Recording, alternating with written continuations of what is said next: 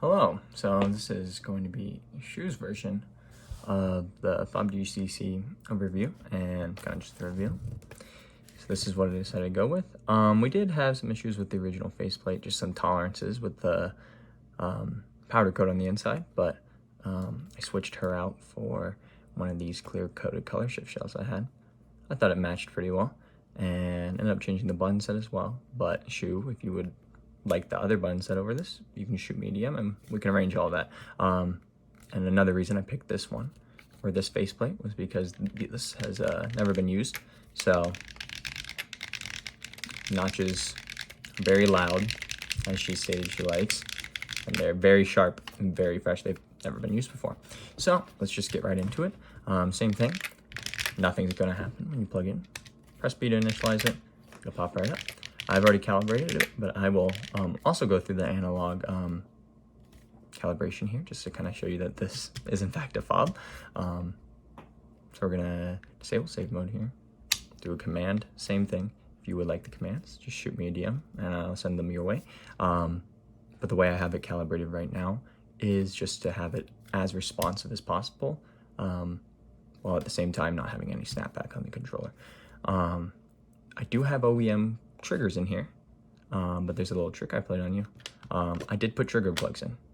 The difference between these and the full MX trigger through over being that this still uses OEM trigger housing, and if you don't like these style of instant triggers, it's as simple as unscrewing it and taking out two pieces, and then you'll be back to your normal triggers. But this is just what I went with for now. So, because I do think it's worth at least giving it a shot. So here we go. We'll run through analog calibration. We'll do a command here. It'll signal that it's going to start. It's going to ask for 0. All the way into the notch.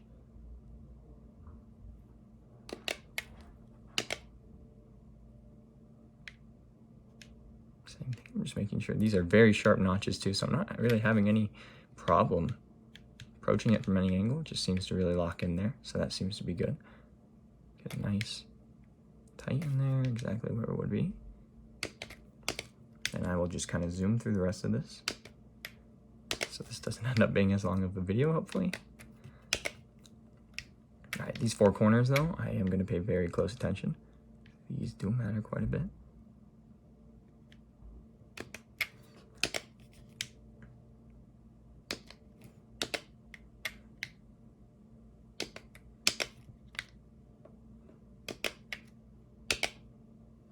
Okay, and then once again, these are melee notches. Not a lot of use for them in Ultimate, so we are going to be skipping through this entire phase.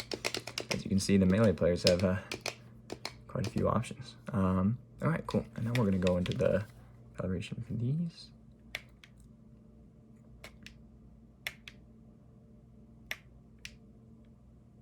Seem to be getting it more consistently coming from the bottom, but I'm also getting it pretty well from the top. So I'm just going to set that.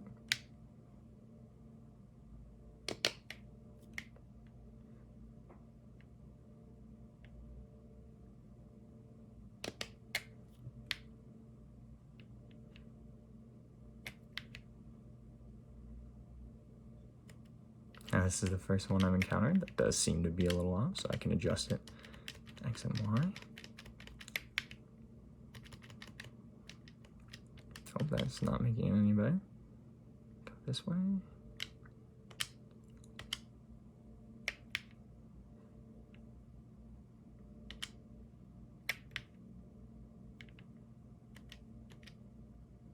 There we go. Yep.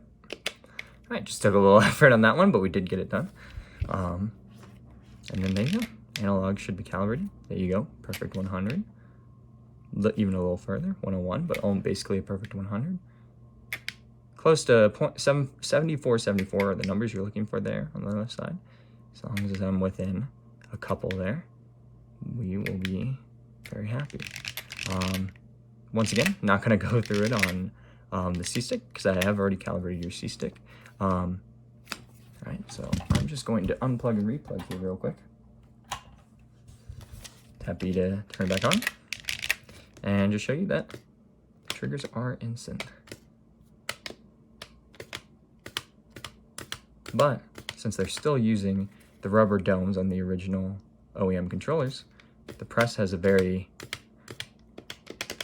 GameCube controller-like feel. I think it's a good in-between of what you wanted, because you did mention that you would be interested in trying the triggers, but you still do prefer original triggers. So this is kind of in between these two. So yeah, let's just take it on over to Ultimate like we did with Chronos. Give it a quick test. Same thing, both power cords. Cables do have to be in. Shouldn't be an issue in tournament at all. And don't plug into sketchy adapters. You've been smashed long enough though, I don't think I have to tell you that. All right. Okay. It's because my Joy-Con's connected. So let's get you out of there. Okay. Power booted right up into Ultimate. Just gotta press B once, like I said, once per plug-in. And we'll also go, just give it a little test. Trying to keep this in frame here.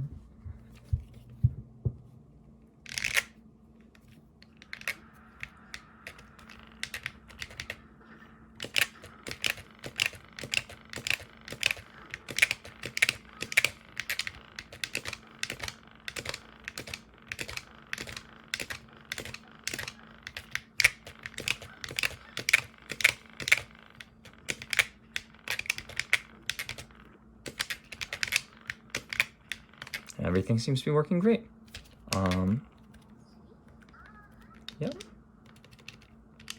I do have X on grab, I'm sorry. And Z jump, perfect. Awesome.